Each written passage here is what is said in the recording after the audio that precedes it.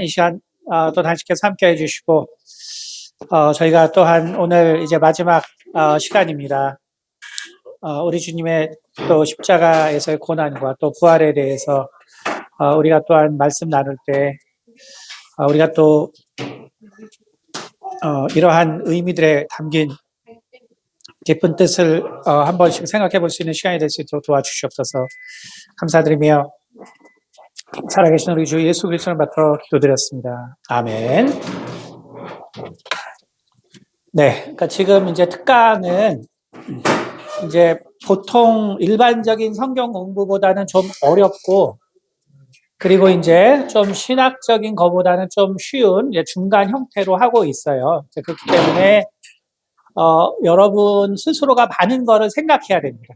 그러니까 우리가 이제 어떤 그 부흥의 시기나 혹은 우리가 이 성경 말씀을 가지고만 하는 게 아니기 때문에 여러분이 좀 폭넓은 안목을 가지고 기독교가 무엇인가를 이제 그 바라볼 수 있는 그런 것을 하는 그 특강이기 때문에 그런 면에서 여러분이 이제 깊은 묵상을 또 스스로 하셔야 그 이제 은혜를 받을 수 있으니까, 그래서 그러한 깊은 묵상을 할 수 있기를 바라고요.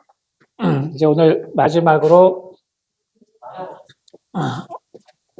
우리가 지난 시간에 하다 말았는데 십자가의 고난과 부활.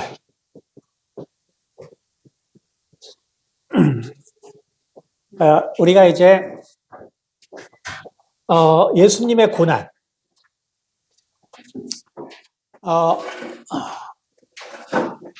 사실 우리가 이제 성경이라는 것, 그리고 또 이 세상에 많은 종교가 있죠. 종교가 있는데 결국 우리가 이제 이 기독교와 결국 많은 종교는 그 바탕이 뭐냐면은 기본적으로는 고난과 고통이죠. 고난과 고통입니다. 그래서 종교라는 것은 자연적으로 생겨날 수밖에 없는 건데, 그런데 우리가 이제 이 종교의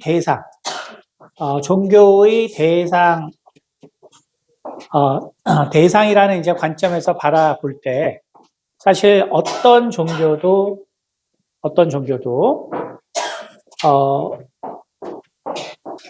쉽게 말해서 이 종교의 대상이 그 어떤 고난을 특별히 우리를 위해서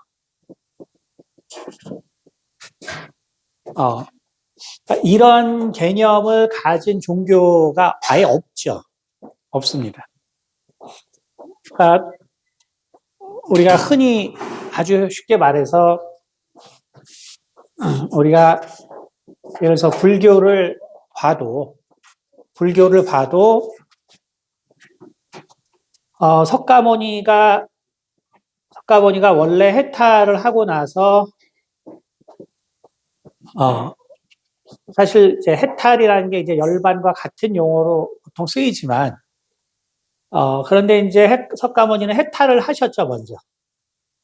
그 다음에 이제 열반을 하시려고 했는데, 그렇죠? 그런데 이제 브라만 신이 야, 네가 깨달은 거를 그냥 혼자만 알지 말고 좀 중생을 위해서 가르쳐 줘라. 이제 그래서 실은 이제 그때부터 이제 가르치기 시작했단 말이에요. 그러니까 우리가 이제 불교 신자들은 석가모니를 어떤 그런 믿음의 대상으로, 물론 깨달음이 중요한 거라고 하지만, 그러나 불교 방송을 보시면 알겠지만 기독교 방송은 거의 비슷하잖아요, 그렇죠?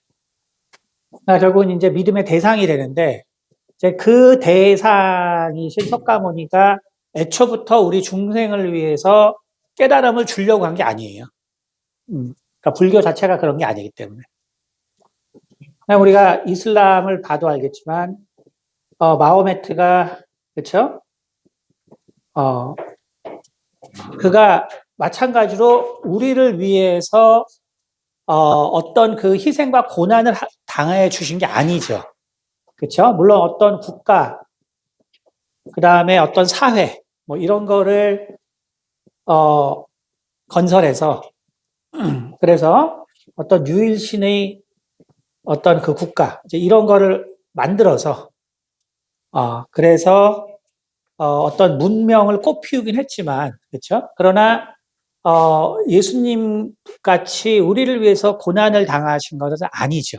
기본적으로 아닙니다. 쉽게 말하면은 십자가의 고난이라는 것, 이것은 기독교의 매우 유일한, 그러니까 유일한 거죠, 유일한 거예요. 그래서 다른 종교와 전혀 다른 것. 첫째가 죄. 가장 강조하는 죄. 그래서 죄는 절대로 인간의 힘으로 사하지 못한다.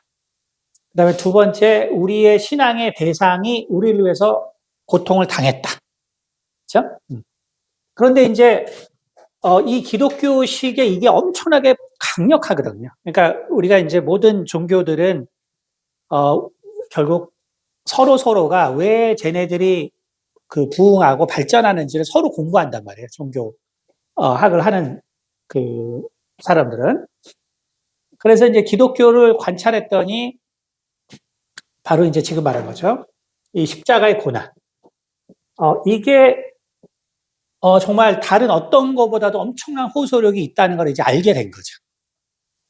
무슨 얘기인지 알겠죠? 그러니까 뭐 기독교가 성장을 바라는 것처럼 불교도 마찬가지로 성장을 바라고 모든 종교는 다 성장을 바라기 때문에 근데 이제 이슬람교라는 우리가 아는 것처럼 얘네들은 사실 문화와 힘으로 그 교세를 확장하는 방식을 취하고 있는 것이고 그러니까 이제 불교 입장에서는 기독교의 뭐가 이제 특징적인데 도대체 이렇게 기독교는 확장이 되냐. 그래서 그거의 핵심 중에 하나가 바로 이거예요. 십자가의 고난. 십자가의 고난. 그래서 결국은 고난의 부처. 이거가 이제 강조되는 거예요. 고난의 부처. 그래서 우리를 위해서 고난 당하시는 부처. 이게 이제 강조가 돼요. 그게 바로 지난 시간에 말한 보디 사트바스 이거죠.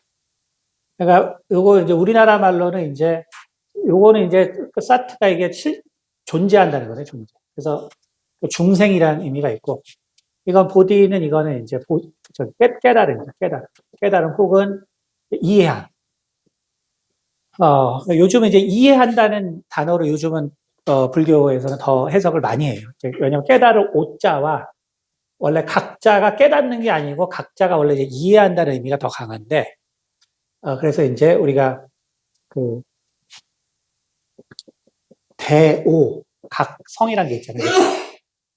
대오. 근데 사실 먼저 크게 깨닫는 거거든요, 그래서 각성은 뭔가 이 깨달음을 해서 나가는 어떤 그런 거기 때문에 약간 차이가 있지만 어쨌든 이 보디라는 것은 그래서 쉽게 말해서 여러 가지로 해석하지만 깨달은 중생. 우리나라 말은 이제 이게 보살이에요, 보살이거든요. 보살인데 보살인데 이제 그래서 우리가 쉽게 말해서 이제 이 관음사상. 그러니까 요 관음사상이라는 것이 잘 아시겠지만 결국은 AD 4세기에서 5세기 이때부터 적극적으로 이제 그 발전하는 사상이거든요. 관음사상이. 그럼 왜 관음사상이 발전했냐? 바로 이 고난이란 개념. 고난이란 개념, 그 다음에 부활이란 개념. 그러니까 이거를 불교에서도 적극적으로 도입해서 교세 확장에 이용하게 되는 거예요. 그래서 그렇기 때문에 여러분이 이제 뭐 선원에 가서 뭐 공부하거나 하다 보면 이 보살에 대해서 많이 배우죠. 보리사탄의 보살. 그럼 이 보살은 결국 뭐를 해준 것이냐? 우리가 이제 1단계부터 10단계까지. 그래서 우리가 뭐 생축으로 있다가 깨달아서 결국 인간이 되고, 거기서 결국은 9단계가 바로 보살. 10단계가 바로 이제 부처가 되는 건데. 근데 우리가 아는 것처럼 이제 결국은 관세음 보살, 혹은 관음 보살. 또 뭐 여러 종류가 있어요. 다 같은 거예요. 근데 결국은, 이 관음 보살이라는 거는 여기 있는 것처럼 원래 다시 올 부처인데, 원래. 그러니까 원래 다시 올 부처거든요. 그러니까 메시아예요, 메시아 실은. 예, 메시아예요. 그래서 이제, 뭐 역사적으로 여러분 이제 결국은 이 그리스가 이 예수님이 오실 때부터 실제로 인도 북부까지 영향을 줬고, 그리고 인도 북부 지역을 점령했었기 때문에 그리스가 아주 판도가 커졌을 때, 그래서 기독교 문명도 그쪽을 통해서 들어와요. 그렇기 때문에 이제 고난과 부활의 사상이 결국은 이제 불교에서도 흡수가 됩니다. 그러면서 이 메시아의 고난이란 이 개념이 결국 사람들에게 이제 엄청나게 호소력이 있는 거죠. 호소력이 있기 때문에 본격적으로 해서 보살의 사상이 발달해요. 보살의 사상은 뭐냐면, 이제 내가 깨달아서 이제 부처가 돼야 되는데, 내가 이 세상 사람들을 사랑해서, 그러니까 옛날에는 자비란 말을 썼는데, 요즘 이제 불교는 이제 사랑이란 말 많이 쓰죠. 왜냐하면 이제 그 단어 자체가 워낙에 이제 호소력이 있는 말이니까. 그래서 이제, 사랑해서 보살이 될 거를 포기하고, 부처가 될 걸 포기하고, 이 중생들의 세상에 남아서 바로 깨달음을 준다. 그러니까 결국 석가모니가 옛날에 원래는 그 해탈을 하고 열반을 했어야 되는데, 이때 이제 브라만이 아까 말한 것처럼, 야, 너 그냥 쉽게 말해서 열반하지 말고 죽지 말고, 응? 깨달음을 좀 가르쳐 줘라. 자, 요렇게, 이게 사실은 제가 어릴 때 배운 거예요. 제가 이제 중고등학교 때 배운 거예요. 근데, 사실 뭐 저희 집안이 워낙에 이제 불교 집안이고, 저희 아버지가 이제 우리나라 이제 유네스코에 여기 대표를 하셨었는데, 우리 아버지의 공적 중에 하나가 뭐냐면, 불교 방송 세우는데 엄청 공헌을 하셨습니다. 불교 방송. 그래서 과천에서 무슨 뭐 걷기 대회도 주관하시고 해서 이제 펀드 레이징 하느라고. 그리고 이제 뭐 법정 스님 그 당시에 책도 2권이나 공짜로 번역해 주시고, 이제 영어로 하셨는데. 근데, 그러고 나서 불교 방송, 근데 이때까지만 해도 요렇게 배웠어, 우리가. 근데 이제 아시겠지만 이제 불교 방송이 등장하더니 기독교 방송처럼 뭐 참불가 만들죠. 뭐 이제 석가모니를 이제 거의 뭐 예수님처럼 우상화시키죠. 지금 뭐 거의 기독교 방송이 비슷해요. 근데 여기서 중요한 것 중에 하나가, 이렇게 얘기하면 이게 은혜가 되겠어요, 안 되겠어요? 응? 불교 신자들이 이렇게 얘기하면은 똑같은 인간이기 때문에 별로 안 좋아한다. 그러니까 이렇게 설명하지 않고, 결국은 석가모니가 정말 이 세상 사람들을 사랑해서, 그래서 열반에 들지 않고 이 세상 사람들을 깨달음을 주기로 원하셨는데, 그 형태로 나타나신 분이 바로 관음 보살이다.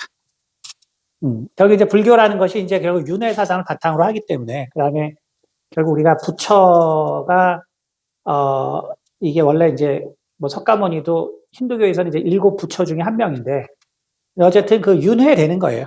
그러니까 부처가 또 윤회해서 또 깨달음을 주고. 그렇기 때문에 바로 이제 이 관음, 이 보살이 이 사상이 등장할 때는 이런 설명이 아니라 정말 중생을 사랑해서 무슨 말이겠죠? 정말로 중생을 사랑해서 그래서 깨달음을 주는 분이 바로 관세음 보살이에요. 그럼 관세음 보살은 사실은 인간이죠.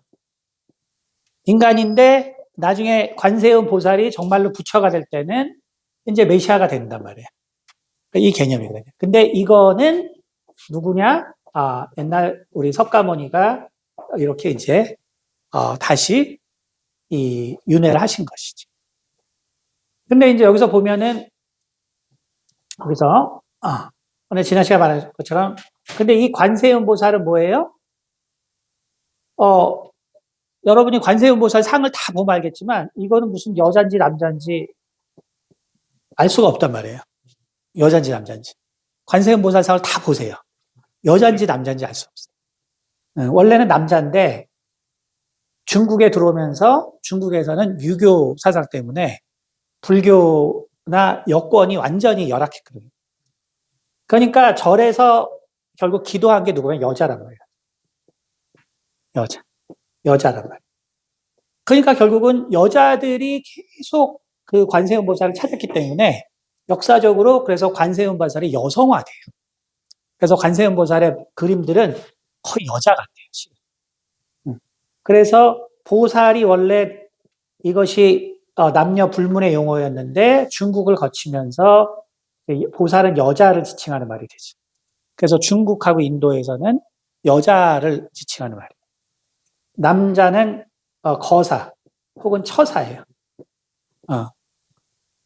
그래서 무슨 거사 이런 말 쓰거든요. 처사 이게 이제 남자예요. 그러나 실은 그게 아니에요. 중국을 거치면서 이렇게 됐죠. 그럼 이렇게 된 거의 핵심은 뭐냐? 바로 사랑. 그러니까 우리가 신앙을 대상으로 하는 정말 그 절대적인 존재가 우리를 사랑했다. 이게 엄청 감동적이잖아요.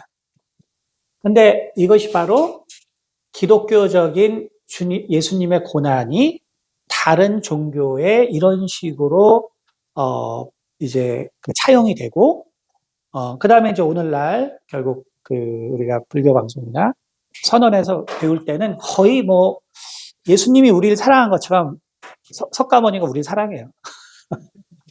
그러니까 그 의미를 여러분이 이제 이해를 하셔야 된다. 응? 그 의미. 그러니까 이제 그렇게 사랑을 받으니까 갈수록 어때요?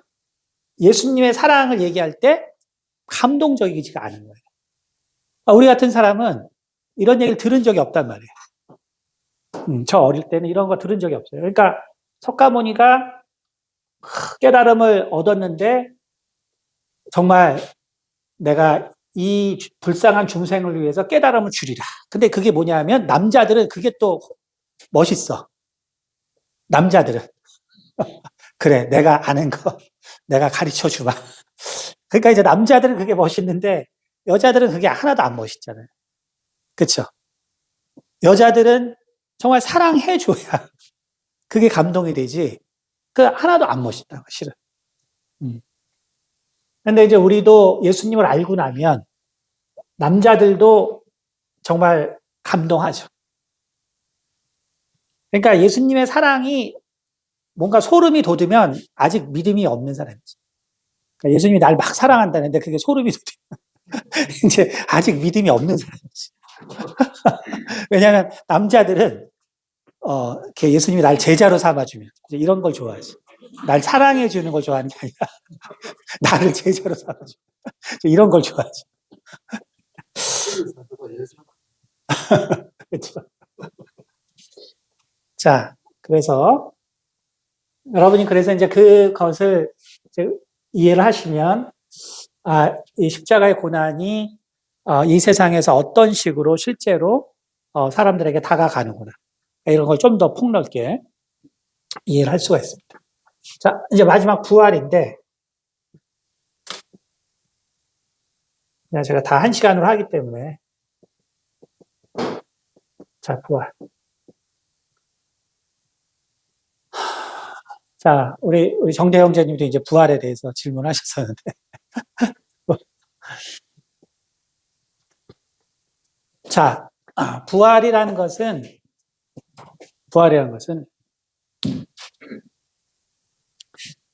이것은 그야말로 이제 기독교의 그야말로 유니크한 거죠. 다른 종교는 기본적으로 윤회.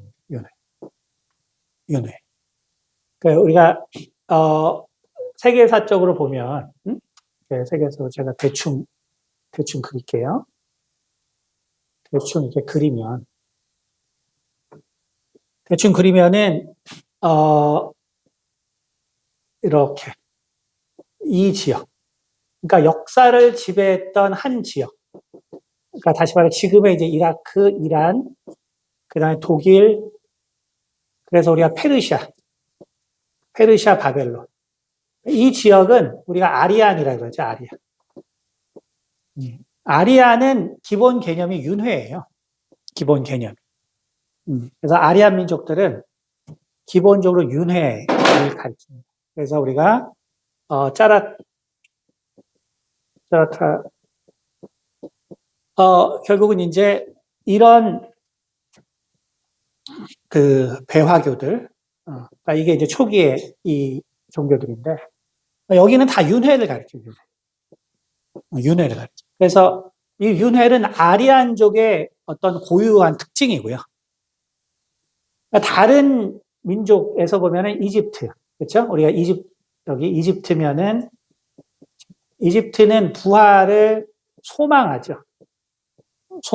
소망하지만 그것이 이제 언제 될지는 이제 모르는, 그렇죠? 그러니까 이 부활이라는 것은 그래서 기본적으로 부활이라는 거는 이거는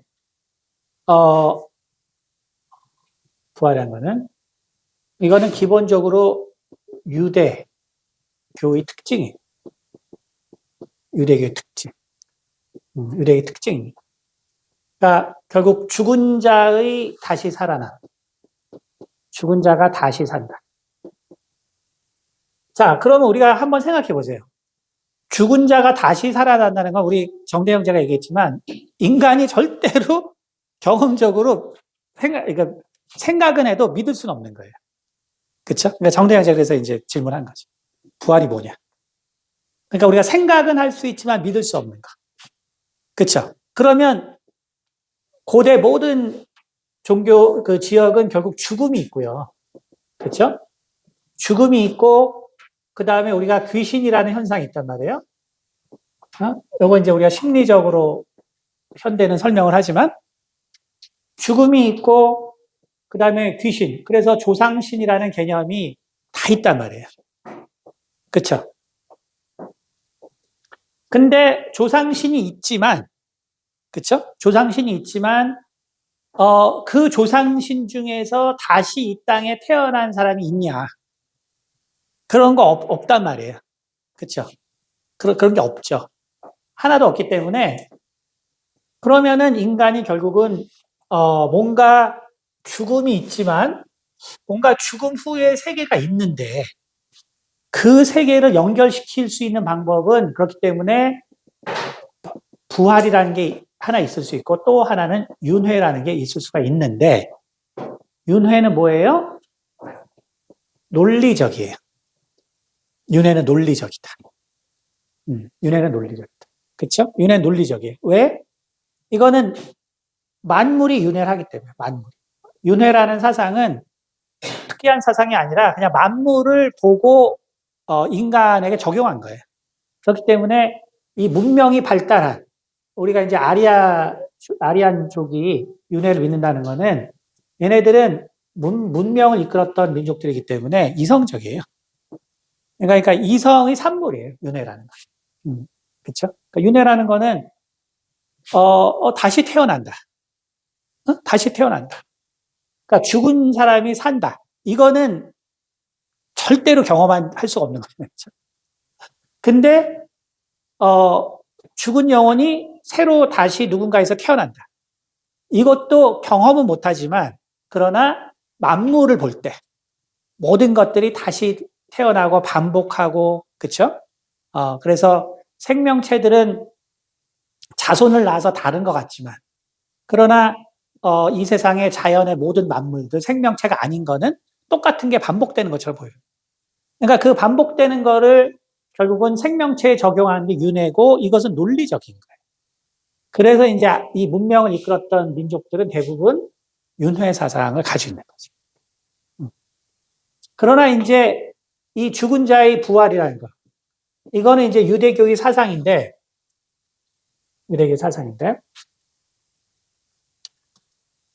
자, 그래서 이제 예수님이 바로 이거를 바탕으로 이미 이제 말씀을 하는 거를 볼 수가 있어요.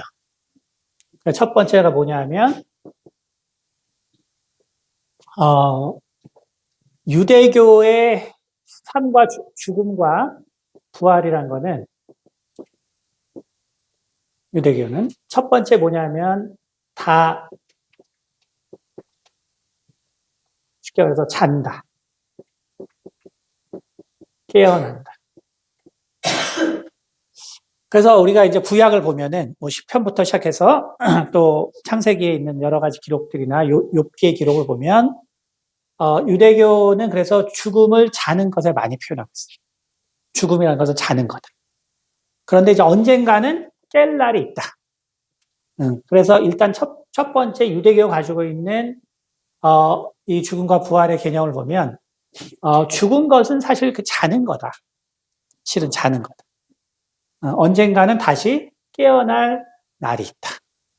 그래서 예수님께서 바로 이 점을 이 유대교 사상의 연속성 상에서 결국 복음을 전하셨기 때문에 그래서 예수님도 잔다는 표현을 많이 쓰죠. 그래서 아니다. 나사로가 잔다. 죽었는데 아니다. 잔다. 그 다음에 그 야이로의 딸이 죽었는데 잔다. 그러니까 이제 사람들이 그러면 제자들 그럼 우리가 깨우러 가면 되겠네요 하니까 다시 밝히 말하시기를 죽었다. 그러고 이제 가서 살리신다. 그렇죠? 그러니까 이게 뭘 말하냐면 예수님의 죽음과 부활은 기본적으로 유대교의 이 사상, 첫 번째 자고 깨어남의 사상을 바탕으로 말씀을 하셨다라는 거죠. 그다음 두 번째는 뭐냐면 깨어나는데 이게 이제 아주 특이한 거예요. 깨어나는데 의인이나 악인이 다 깨어난다. 그렇죠. 이게 되게 다른 거죠. 그렇죠? 그러니까 일반적으로 우리가 이제 이집트의 부활 사상도 정말 절대 권력자들의 깨어남이죠. 그렇죠? 그다음에 우리가 윤회라는 것도 결국은 사람이 아주 선업을 쌓아야 사람으로 윤회하는 거죠. 우리가 뭐 동물로 윤회한다는 거는 사실은 뭐 그거는 뭐 별 관심이 없는 거고, 정말로 윤회라고 할 때는 실은 이제 이거는 정말 해탈을 위한 거니까 선인들, 쉽게 말해서 정말 의로운 사람들의 윤회가 사실 핵심이죠. 뭐 나쁜 사람들이 뭐 짐승으로 태어나고 이런 거를 이제 윤회의 핵심은 아니에요. 그러니까 다시 말하면 그런 것들이 결국은 핵심인데 유대교의 부활이라는 것은 결국은 의인과 악인이 결국은 다 깨어난다. 그래서 의인과 악인이 다 깨어난다. 그렇죠? 그래서 결국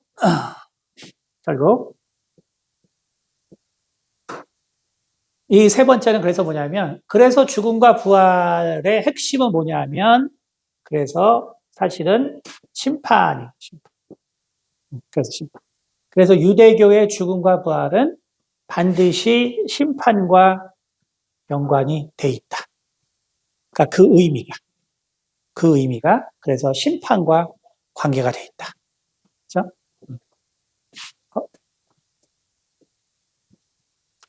네, 그래서 자 그러면 이제 이것이 이제 성경상에 쭉 나와 있는 어떤 그 내용인데 성경상에 나와 있는 내용인데 구약의 내용인데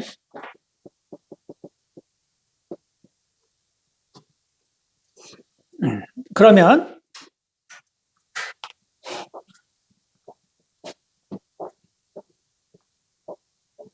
자 그래서 유대교의 부활이라는 것은 그래서 우리가 이제 이걸 보시면 알겠지만 엄밀히 말하는 이 부활의 모습이 뭐냐? 라고 말할 때, 부활은 그야말로 이제 기독교적 개념이고, 그쵸? 기독교적 개념이고, 결국 메시아의 오심, 그리고 심판. 자, 이거지 정확한 부활의 개념이 존재하는 건 아니에요. 그러나 그 기본 개념이 있고 예수님이 바로 요걸 바탕으로 쭉 말씀하신 거예요. 그래서 결국은 이게 이제 유대교면은 이제 기독교는 결국은 이제 예수님의 말씀에 의해서 특징적인 이제 그 내용들이 이제 생기는 거죠. 특징적인 내용들. 그래서 첫째는 뭐냐면 자, 자는데 깨어났다. 그쵸? 자는데 깨어났다. 여기서 결국 얘기하고 있는 것의 첫 번째는 우리가 그렇기 때문에 부활이란 것은 우리가 예수님의 부활을 보면, 그쵸? 그러니까 예수님의 부활을 보면, 자, 우리가 다시 살아난다는 것을 여러 개로 생각할 수 있거든요. 그러니까 인간이 죽었다. 다시 살았다. 할 때, 첫째는 영만 살 수가 있겠죠. 실은. 그쵸? 영만 살 수가 있겠죠. 영만 살 수가 있고, 그 다음에 두 번째는 말 그대로 유대인들의 개념처럼 바로, 육이 자다가 깨어나는 것처럼 바로 그런 상태에서의 살아남을 얘기할 수도 있고요. 근데 결국은 예수님은 이 자면서 깨어난다의 그 실체적인 모습이 뭐냐를 보여주신 거예요. 실체적인 모습이 뭐냐. 그러니까 유대인들이 이렇게 얘기했지만 이거의 실체적인 모습은 몰랐단 말이에요. 실체적인 모습. 근데 실체적인 모습은 뭐였냐면 바로 우리가 제가 이런 그림을 그리는데 혼육 이렇게 돼 있는데 예수님이 보여주신 부활의 실체의 모습은 이렇게 돼요. 영, 혼, 육 이렇게 됩니다. 다 있긴 있어요. 똑같아요. 이 모습이에요. 이 모습. 자, 보세요. 우리가 영혼육 이렇게 그릴 땐 뭐예요? 우리가 육체로서 모든 걸 경험한단 말이에요. 육체로서. 그런데 이렇게 예수님의 모습을 보면 이렇게 돼 있거든요. 영혼육. 이렇게 반대로 들어가게 돼 있어요. 이건 뭘 말하냐면 예수님은 결국 이 세상에서의 가지고 있었던 모든 어떤 경험과 특질과 그 모든 것들을 유지한 채로 영적인 상태가 주도적으로 돼 있는 형태로 부활하실 거라는 것을 보여주신 거예요. 그러니까 여러분들도 그래서 부활하면 우리가 어떤 모습이 될까? 그래서 우리가 부활하니까 되게 헷갈리는 부분이 그거잖아요. 좀비냐? 그렇죠? 그러니까 이게 결국은 마태복음에 예수님이 십자가에서 죽으니까 어떻게 됐어요? 무덤에서 자던 많은 성도들이 일어났잖아요. 그게 좀비 영화의 시초거든요. 거기서 이제 죽었던 사람들이 일어나서 성으로 들어오니까 그게 이제 좀비 영화의 시초라는 거예요. 그러니까 우리가 생각할 때 그러면 내가 이 육체를 이렇게 갖냐? 그것이 이제 아니죠. 왜냐하면 예수님을 보니까. 예수님은 결국은 제자들이 있는 곳으로 들어오셨는데, 그쵸? 근데 문이 닫혀 있었잖아요. 네, 들어오셨단 말이에요. 근데 또 그 디베라 강가에서 또 고기를 같이 또 드셨거든요. 음식도 하시고. 그쵸? 그러니까 결국은 이 육적인 바로 그 모든 어떠한 부분들이 작용을 하는 상태에서의 바로 영이 주도가 된 모습이라는 걸 볼 수 있어요. 그래서 결국 예수님의 부활이라는 것은 우리가 어떤 식으로 나중에 결국 살아갈 것인가에 대해서 분명하게 얘기하고 있죠. 그렇죠? 그래서 그래서 우리가 이제 어, 결국 육은 무익하다. 그렇죠? 그러니까 육은 무익하다라는 말이 결국은 이제 어떤 의미인가? 그러니까 육이 필요 없다는 어떤 그런 의미를 말하는 것이 아니라 결국은 우리가 영원히 살 때 우리의 모든 삶의 중심은 결국은 우리가 지금 우리 안에 있는 이 영, 이것이 우리의 주도적인 어떤 형태가 되는 거예요. 현재는 우리가 육으로 살고 있죠. 하지만 우리가 날로 이 영이 우리에게 이 육체에 큰 영향을 주는 것처럼 우리가 이 육이 근데 중요한 점이 뭐라 그랬어요? 여기가 뭐냐 하면 부활의 뭘 결정하죠? 부활의 영광을 결정하는 거죠. 그러니까 내 육체가 이 땅에 어떻게 살았냐가 부활의 영광을 결정하는 거예요.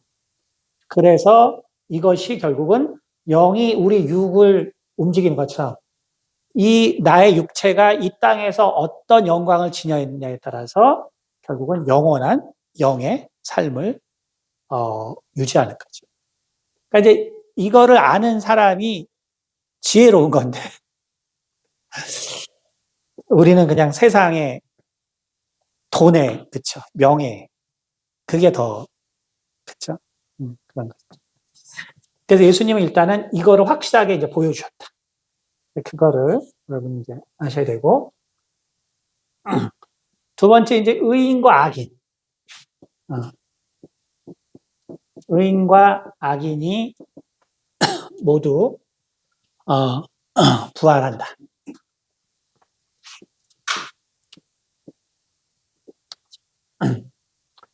그래서 이것은 결국 뭘 말하냐면은 예수님께서는 이 의인의 부활, 악인의 부활을 다 말씀하시는데 결국 우리가 말하는 영원한 고통. 자, 이게 뭐냐 하면 구약의 의인과 악인의 부활은 그것이 심판을 얘기하고 여기 심판을 얘기하지만 근데 결국은 악인의 부활이라는 것은 어떤 모습일지에 대한 개념이 없어요. 구약에는. 그러니까 다시 말하면 구약에서의 악인의 모습이라는 것은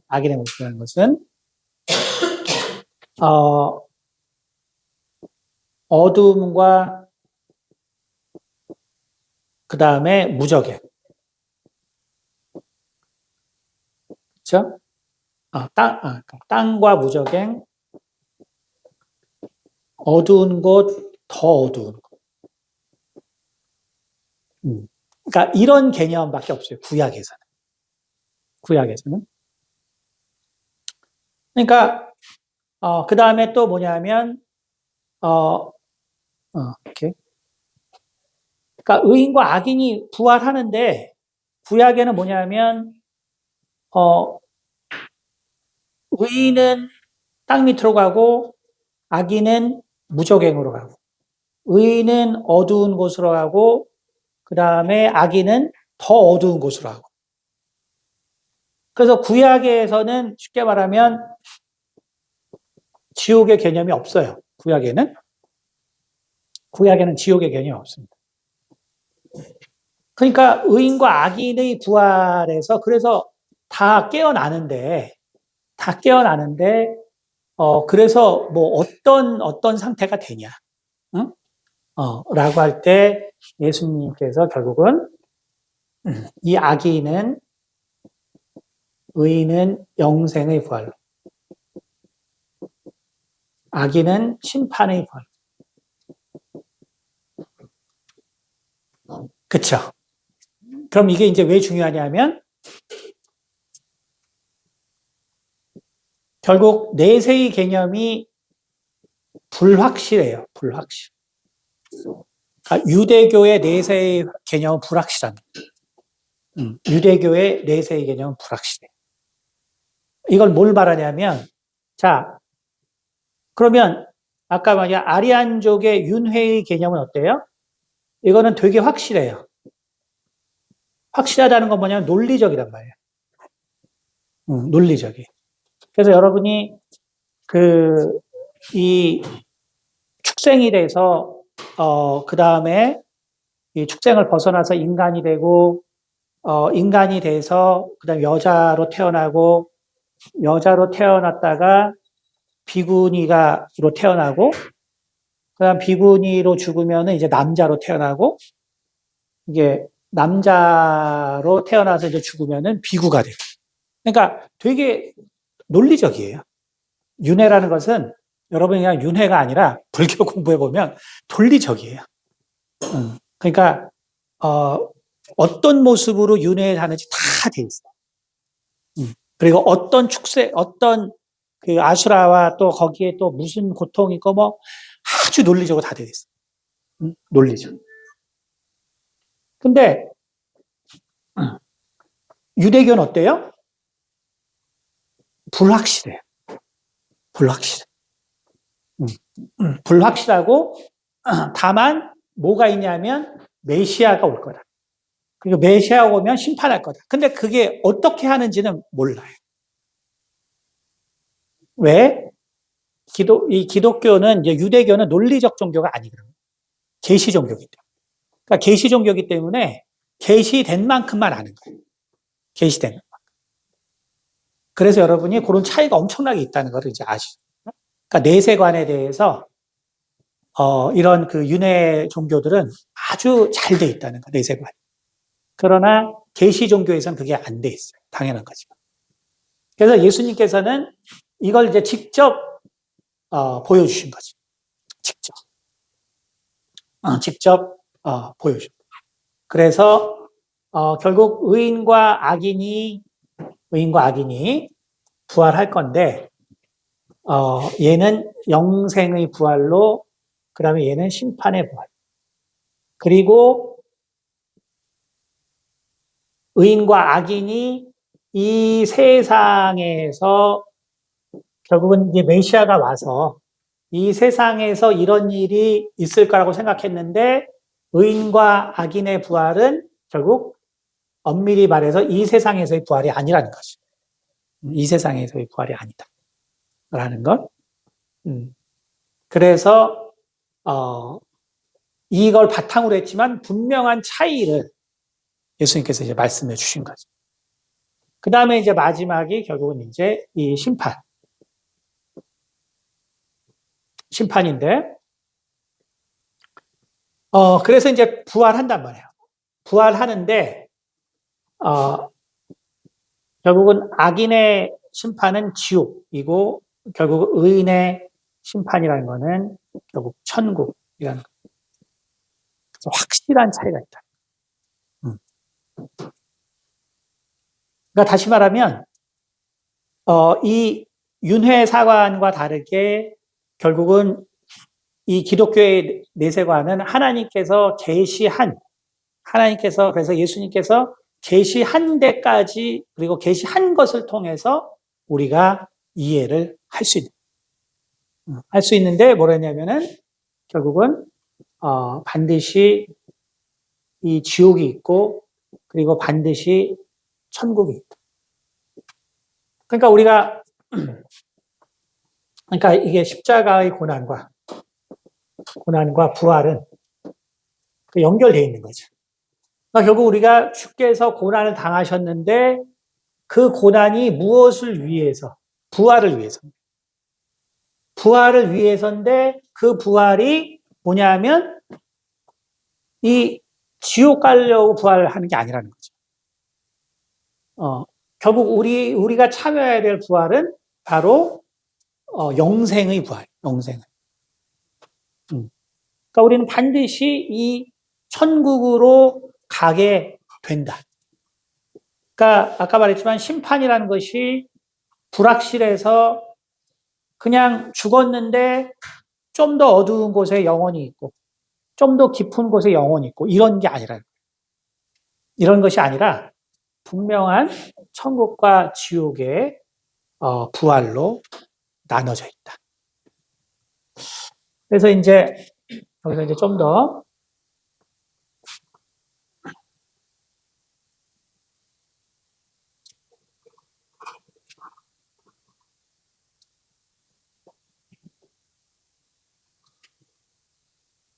자, 그러니까 이제 우리가 이걸 한번 생각해 봅시다. 우리가 이제 석가모니가 있고 모세가 있어. 그쵸? 내세에 대해서 대표하는 두 사람이란 말이에요. 내세에 대해서 대표하는 두 사람. 그러니까 내세에 대해서 정말 역사를 통해서 내세에 대해서 정말 많은 얘기를 한 유일한 두 사람이에요. 그러니까 예수님 전까지 유일한 두 사람. 자, 그런데 보세요. 그러면 예수님과 뭐가 다른가? 자, 석가모니가 말한 윤회. 그래서 우리가 아수라로부터 시작해서 아수라에서 시작해서 그래서 쭉쭉 잘 가서 천당을 가고 쭉쭉 잘 가서 결국 해탈을 하고. 자, 이것이 내세관이란 말이에요. 내세관. 모세는 메시아.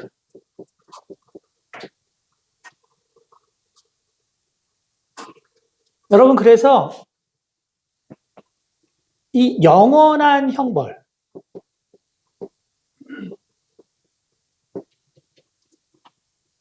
영원한 형벌.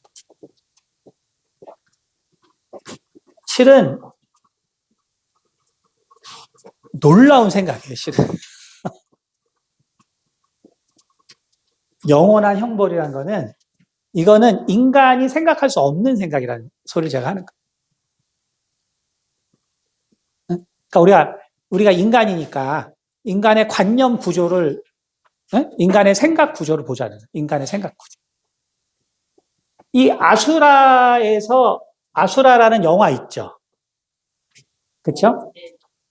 그런 영화 왜 만드는지 모르겠는데 어쨌든 가끔씩 보면은 아주 그냥 피바다를 만들죠. 피바다. 아수라. 응? 그렇죠. 그 세상이죠. 근데 이것도 다 잠시 잠깐이에요. 다 일로 넘어가요. 때가 되면. 맞아요. 그러니까 이게 그냥 때가 되면 다 여기를 벗어나요. 여러분, 인간은 되게 인간적이에요. 인간은 되게 인간적이에요. 아니, 무슨 영원히 형벌받는 게 어딨어. 그건 말이 안 되죠. 그렇죠? 인간의 생각으로 이게 말이 안 돼요. 절대로 말이 안 돼요. 그러니까 이렇게 인간은 생각할 수밖에 없어요. 그러니까 모세가 하나님의 심판을 얘기하지만 그거 나 잘 모르겠고 메시아가 알아서 할 거야. 그게 인간적이죠. 그게 인간이 거기까지 할 수 있죠. 근데 예수님이 뭐라 그랬냐면 영원한 형벌입니다. 이거는 그냥 그러니까 이거를 그러니까 그러니까 저는 이제 종교를 많이 공부했기 때문에 저는 지옥에 대해 성경을 처음 봤을 때 영원한 형벌이 있다는 얘기를 딱 들었을 때 예수님은 신이다라는 걸 알았어요. 그냥 딱 느꼈어요. 인간은 이런 생각 할 수가 없어요. 인간. 무슨 생각이지? 이거 누가 과연 할 수 있을까, 이거? 이거 인간이 할 수 없는 생각. 인류 역사를 다 통틀어서 이런 생각을 할 수도 없고요. 그렇죠? 그 다음에 우리가 종신형, 무기징역 다 있는데 제가 한번 예를 들어줄게요. 이 사람이 지금 종신형을 선고해요. 100명을 죽였어. 근데 이 사람이 이 노아 전 사람이. 그래서 자 1000년형을 언도받았는데 980년을 살았어. 자, 이 사람 이거 가석방 나중에 해줄까 안 해줄까? 한번 생각해 보세요. 이거 석방 해줄까 안 해줄까? 죽인 지 한 800년쯤 지나갔으면, 응? 이제 거의 죽기 직전이잖아요. 이 정도 살았으면 다 가석방 해줄 수 있어요. 인간은 해줘요. 근데 하나님은 절대로 안 해줘. 차이가 있어요. 그러니까 우리가 영원한 형벌이라는 것 자체, 이 개념 자체가 인간의 개념이 아니에요. 그거를 여러분이 이해하시는 게 되게 중요해요. 그러니까 뭐 이렇게 잔인하냐 이 생각이 아니고 그게 아니고 인간의 이런 모든 걸 돌아볼 때 인간은 이런 생각을 할 수가 없어요. 우리가 무슨 극락 네? 이런 건 생각하죠. 그러니까 우리가 그래서 우리가 산신령이 뭐예요? 신선. 영원히 이 극락에 사는 거잖아요. 도교자서. 이런 건 있어요, 인간이. 응? 영원히 행복할 수 있다. 영원히 뭘 할 수 있다. 그건 이제 인간의 소망이니까 이런 생각은 해요. 그래서 사실 천국이라는 영원한 하나님의 나라라는 개념. 이거는 실은 뭐 이상향이라는 것은 뭐 이미 플라톤의 이데아부터 있고, 그렇죠? 다 있어요. 있는데 이 플라톤의 이 이데아, 고대인의 이 개념에도 어디에도 영원한 지옥은 없어요.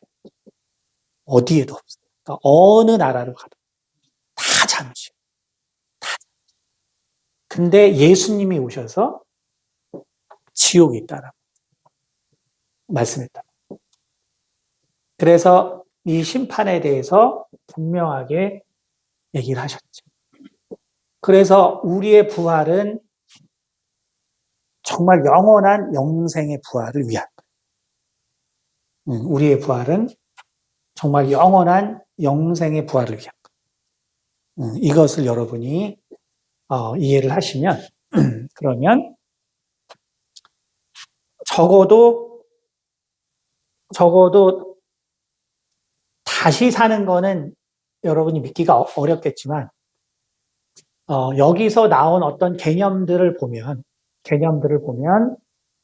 결국 예수님께서는 인간일 수가 없다.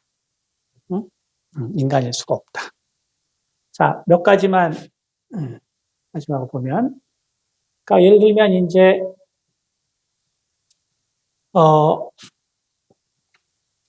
윤회가 있기 때문에 불교에서는 윤회가 있기 때문에 윤회를 통한 비유가 많아요.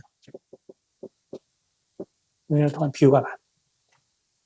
그래서 그냥 지금도 마찬가지예요. 여러분 법보신문 이런 거 갖다 보면 깨달음을 주는 말들에 보면 윤회가 관련된 게 되게 많아요. 근데 이제 주로 뭐냐면 이런 거예요. 자, 요즘에 이상한 사건들 있죠. 보니까 무슨 어떤 여자분이, 네, 이거는 얘가 별로, 남자가 더 많으니까. 남자가 이제 스토킹을 해서 여자를 죽이죠. 그쵸? 응? 그럼 요런 거를 할 때, 어떤 예들을 많이 쓰냐면, 과거에, 옛날 어디에 무슨 쉽게 말해서 어떤 A라는 인물이 있었는데 그 사람이 B라는 사람을 죽였다. 그런데 나중에 A라는 사람이 윤회를 해서 이제 어떤 행복한 삶을 살고 있는데, 그런데 이 A라는 사람의 B라는 자녀를 낳았는데, 근데 B라는 자녀가 나무에 떨어 죽었다. 왜 떨어 죽었냐? 바로 A의 잘못을 깨닫게 해주기 위한 부처님의 공덕이었다. 예를 들면 이런 스토리가 되게 많고요. 그 다음에 또 A라는 인물이 있었는데 또 B라는 자녀를 통한 게 되게 많아요. 근데 이 B라는 여기에 이제 C라는 자녀인데 이 B라는 자녀의 결국은 이 자기가 죽인 이 사람의 영이 C라는 자녀에게 들어와서 바로 이 C라는 사람이 자해를 한다든지 뭔가 소동을 피워요. 근데 그래서 뭐 하냐고 깨달음을 주기 위해서. 그러니까 송상한 선수 이런 거 많이 들었죠. 그렇죠. 불교를 좀 다닌 사람들 이런 비유가 되게 많아요. 그러니까 이제 윤회를 통한 비유가 주로 다 이제 그 인과 응보를 얘기하는 거예요. 인과. 그러니까 정말 이런 걸 보면 제가 그 독실한 불교 신자였음에도 불구하고 이게 인권은 어디로 갔을까? 항상 궁금한 게 인권은 어디로 갔을까? 이 사람의 인권은 어디 갔을까? 이 사람의 인권. 이런 내용이 너무 많아요, 실은. 결국 뭐냐면은 비유죠, 비유. 근데 예수님께서 우리 가운데 주신 부활은 이거는 나를 위한 거예요, 나를 위한. 정말 이 부활은 나를 위한 거예요. 나를 위한 것이지 무슨 이런 윤회처럼 뭐 누군가에게 깨달음을 주기 위한 부활이 아니에요. 이 부활은 어떤 비유나 어떤 깨달음이나 뭐 이거를 주려는 부활이 아니에요. 이것은 정말 오로지 나를 위해서 주어지는 부활이에요. 그래서 우리가 이 부활에 들어가기를 힘써야 되는 거죠. 그래서 기본적으로 윤회나 부활이나 뭔가 다 생명을 위한 것 같지만 정말 그 실상을 바라보면 결국 생명의 근원이신 하나님만이 정말 생명을 얘기할 수 있다는 거야. 다른 인간이 만든 생명은 다 뭔가 깨달음을 주기 위한 거, 뭐 비유를 위한 거, 뭔가 교훈을 위한 거. 그러나 우리의 부활은 그런 게 아니에요. 정말 나에게 생명을 주시기 위한 부활. 그래서 본질적으로 이 세상의 모든 것들과는 너무나 다르다. 네, 그러면 기도하고 마치겠습니다. 은혜가 많으신 아버지 감사합니다. 저희가 기독교 신앙의 본질에 대해서 저희가 나누어 보았습니다. 참 우리 모두가 참 보이지 않는 하나님을 우리가 사랑하여서 모였습니다. 하지만 참 하나님께서 또 보이지 아니하시기에 이 세상은 인간의 생각과 또 인간의 경험과 또 참으로 모든 인간이 할 수 있는 것으로 인간의 삶과 죽음을 이해하려고 합니다. 하지만 인간이 그것을 무슨 수로 그리고 어떻게 알 수 있겠습니까? 오직 예수님께서 이 땅에 오셔서 우리에게 계시하셨기에 또 우리에게 정말 이 죽음에서 부활하심으로 그 부활의 실체적인 모습을 보여주셨기에 우리가 정말 하나님을 알게 되고 또 성령을 받고 그리고 정말 예수님의 그 길을 우리가 따라갑니다. 우리에게 이 세상이 비록 힘들고 또 어려운 그러한 일들이 많이 있지만 우리 주께서 우리 가운데 주신 정말 이 부활의 소망을 우리가 굳게 붙잡고 우리가 이 세상을 넉넉히 살아가고 또 이겨나갈 수 있도록 도와주시옵소서. 주님, 우리가 어리석게 참으로 잠시 잠깐 있을 이 세상에 우리의 마음을 정말 두지 않게 도와주시고 참으로 영원한 부활을 소망하는, 그러므로 우리를 위하여 우리 가운데 그 모든 사랑을 주신 우리 예수님의 사랑에 우리 모두가 참으로 동참하고 그 사랑에 깊이 머물 수 있도록 도와주시옵소서. 감사드리며 살아계신 우리 주 예수 그리스도를 받들어 기도드렸습니다. 아멘. 네, 감사합니다.